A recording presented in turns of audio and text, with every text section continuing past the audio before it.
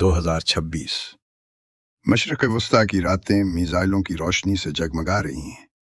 آسمان میں آگ کے شعلے، زمین پر جنگ، اور پوری دنیا ایک سوال پوچھ رہی ہے۔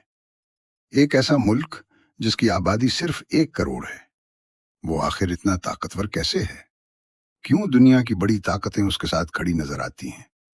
اور کیسے صرف 0.2% آبادی رکھنے والی قوم دنیا کی سیاست، معیشت اور ٹیکنالوجی پر اثر ڈال رہی ہے؟ آج ہم اس راز کو کھولیں گے۔ یہ صرف ایک ملک کی کہانی نہیں، یہ 4000 سال کی تاریخ، جلاوطنی، طاقت اور بقا کی کہانی ہے۔ یہودیوں کی ابتدا۔ یہ کہانی شروع ہوتی ہے تقریباً 4000 سال پہلے۔ مشرق وسطی کی سرزمین پر ایک قوم ابھری جسے دنیا آج یہودی کے نام سے جانتی ہے۔